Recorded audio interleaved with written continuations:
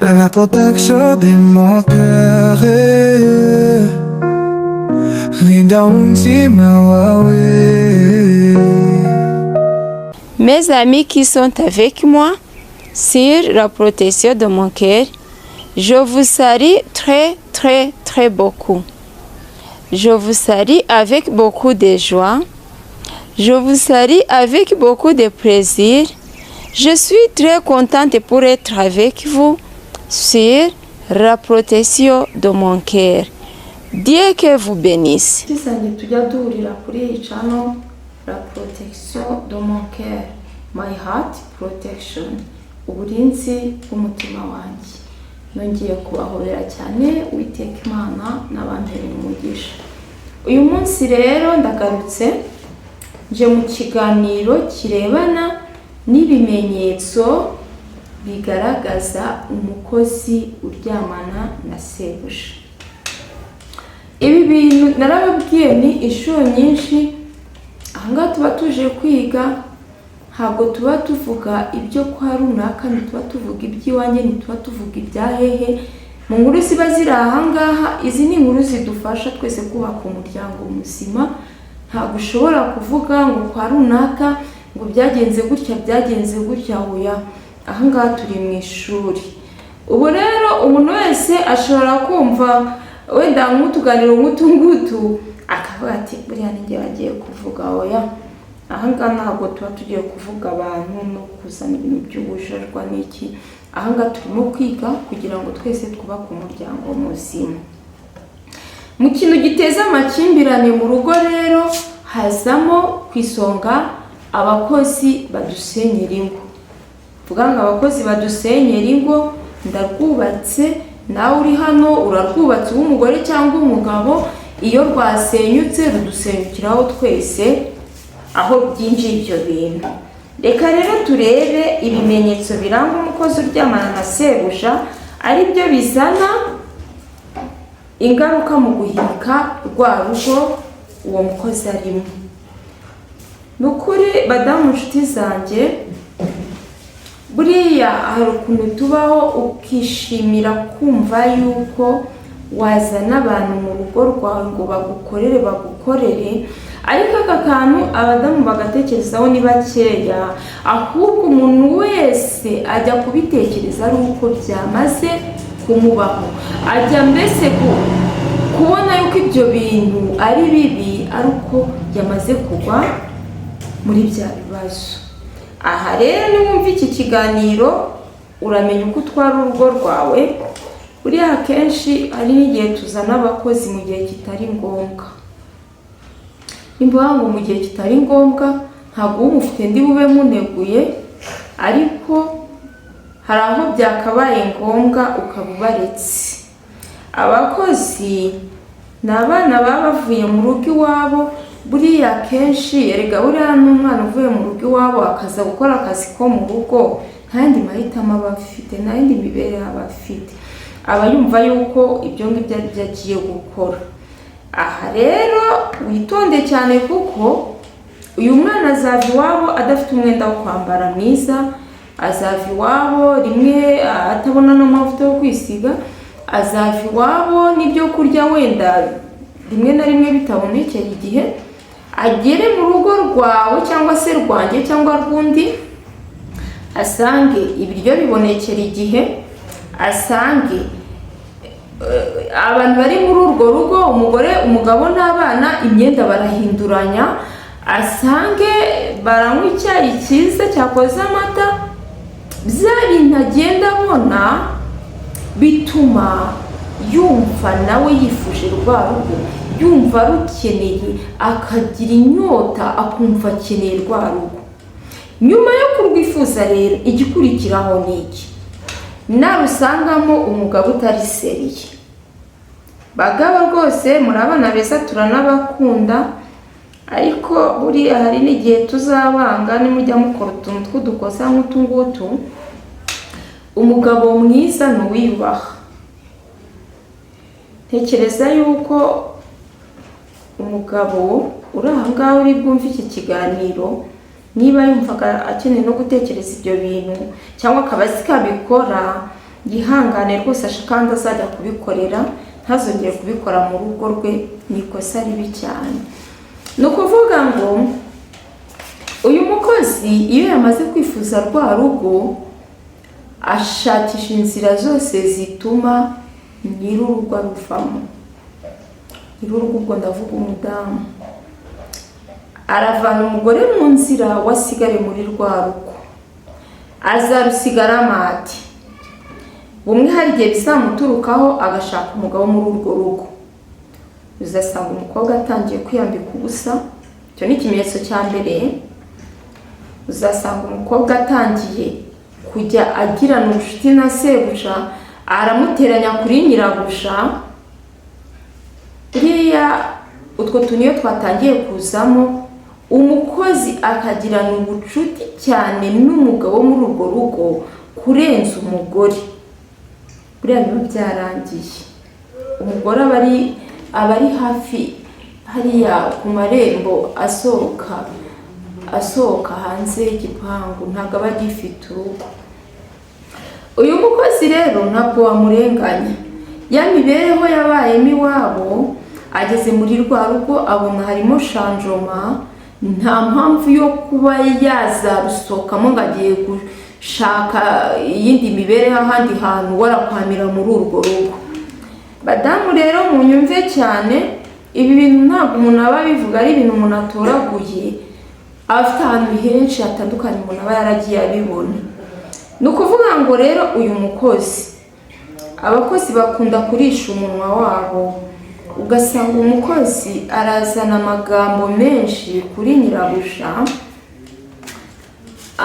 amuteranya na sebuja, aramuteranya na sebuja. Umwe uzava mu rugo mu gitondo saa 12 ubabwira uti ngiye gutabara umukozi dukorana wagize ibyago, sebuja naza azamubwira yuko wagiye saa 10 za nijoro butaracya.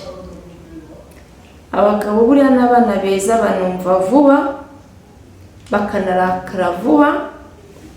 Ni handi uzajya ubona umugabo yirakaza, ni handi uzajya ubona umugabo atangiye kugabanya irasiyo, ni handi uzajya ubona umugabo, kuko hari ibintu byinshi bamaze kumushyira mu mutwe, bamaze kumwereka yuko iyo we adahari hari abandi bagabo baza kugusura. Kandi ubwo wenda ni abakozi mukorana binciye muri urwo rugo, ntabwo abantu baza kugusura ngo babwire ngo umugabo wanjye ntakunda abashyitsi, cyane ko wenda bataranabikubwiye ko atabakunda.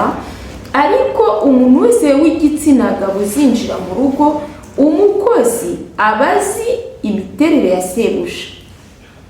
Ahangaha nabibabwiye yuko umukozi ushaka urwo rugo akoresha uburyo bwose bushoboka akegerana na sebuja cyane kuruta nyirabuja.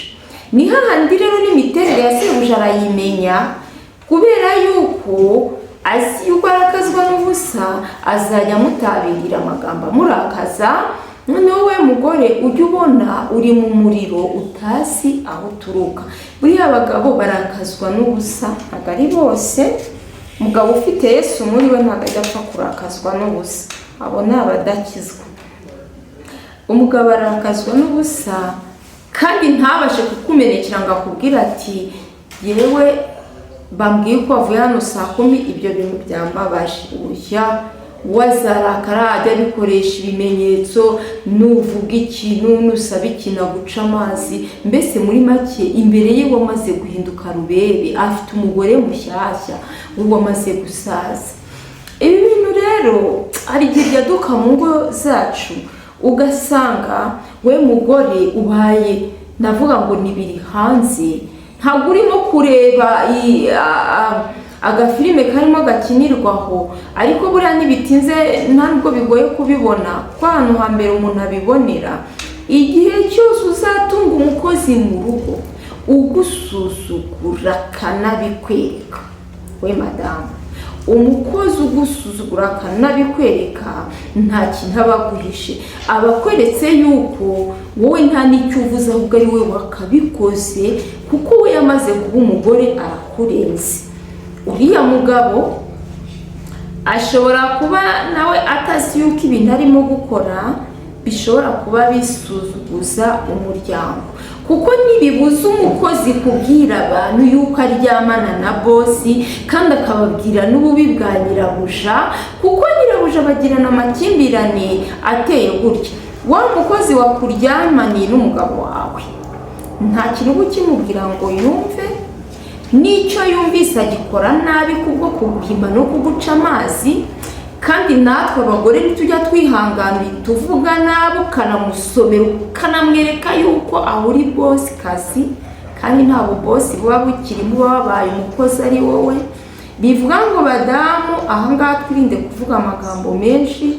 Iyo umukozi yatangiye kwitwara ubwo kuntu ukajya ubibona, uko yiyambika ukabireba, imivugire ye, inshuti afite, uwo mukozi akenshi akunda gukururana n'abagore aho mu mudugudu, kuko akunda kubabwira amakuru y'aho ngaho mu nzu, anababwira uburyo abyumva kimwe na bosi. Hari ahantu rero bijya biba ugasanga umugore igihe cyose umugabo azana uburakari nawe ukazana ubundi, ntuzi yuko bya bintu birimo kuza bishaka kugusenyera, bya bintu birimo kuza mbese satani yamenyemo urwo rusenda kugira ngo rukwakire mu mazuru uzinga amavarisi utaye. Aha rero umudamu uzi ubwenge ntabwo aba ari busakuze, ahubwo abirebesha amaso akajya kuneka igihinduye wa mugabo ni igiki. Aha rero rwose tugaye abagabo, umugabo wifata gutya nawe ni ukuri uyu mugabo sinzi ashobora kuba afite ikibazo. Nituvuga ngo abarwayi mu mutwe ntabwo tuba tumusuzuguye, ahubwo biraba bitewe n'uko aba yifashe. Umugabo usamana n'umukozi nta mugabo umurimo. Rero badamu inshuti zanjye, ahangaha niba ubonye ibintu byagenze gutya, genda gakeya, ongoka, wihita uvuga amagambo menshi, ubwira umugabo amagambo menshi, kuko ushobora kuyamubwira bitewe n'ibimurwaniramo, ugasanga utije umurindi satani, rwa rugo urusohotsemo wa mukozi arusigayemo. Byiza cyane rero, ahangaha haraza inama ku bantu batunze abakozi. Ni ukuvuga ngo hari ikigero dutungamo abakozi dufite abana batoya. Umwana muto iyo umufite uzana umukozi kugira ngo amusigarane nawe ubone kujya ku kazi, ariko buriya urugo rutarimo umwana, njye mbona nta n'impamvu yo kuzana umukozi. Mugore ukizana ibintu by'ubunebwe, ukizana ibintu by'ubutesi, yewe sinshaka gukoropa, sinzanakubura ngo mbe nzana umukozi, zana umukeba mu rugo. Uko we wumva yuko ibyishimo byawe bizava mu kuzana umukozi uri bugukorera akazi, keretse n'ubona wa mukozi wafashwe na Yesu akamukomeza. Ariko aho iki gihe bo babaye insazi, nta n'umukobwa ukizwa buriya bazakubera. Bivuga ngo twebwe ubunebwe bwacu dushaka ibitworohereza imirimo, ariko jyewe uko mbibona, aho kugira ngo imirimo yorohe umutima aba ari uremererwa. Jyewe nakwemera gukora ya mirimo umutima wanjye ukaruhuka. Abakozi bajya batuma tubyimba mu gihe cyose ugahora wumva ubabaye kubera ibintu umukozi agukorera. Umuntu umufite ari mwiza, jya umusengera cyane, Imana imukomereze muri uwo murongo, kuko wabonye umwana mwiza wubaha, umwana utakwemera no gushukwa na sebuja cyangwa se ngo nawe amwifuze, ni bakeya. Wanamubonye nugira amahirwe umukozi akakubwira ati bosi yansabye ibi bintu, uwo mwana uzamukunde cyane. Abenshi arabihisha, niyo biturutse ku mugabo akaba ari ukenera umukozi, akaba ari ukenera kumugira umugore. Umukobwa wakuyeho abigira ibanga, nawe akirira ku mafaranga, akumva uko amafaranga amera. Ariko umwana warezwe arahindukira akavuga ati jye sinakora ibi byaha, ahubwo akabwira nyirabuja ati hano hari ikibazo kimeze gutya. Uriya mwana rero atinyuka kubikubwira, ni ukuri ubaye ubishoboye wamugurira akantu gafatika kandi. Ndagushimiye mugabo wumvise iki kiganiro, niba wari wifitemo iryo rari urigabanye, mugore nawe wumvaga yuko uzicara abakozi bakagukorera imirimo, bazaza bayikora, ariko nurangara niyo mu buriri bazayigukorera kuko izaba yakunaniye. Ejo uzasanga utakitwa umugore ahubwo ari wowe mukozi. Murakoze. La protection de mon cœur, Linda umutima wawe.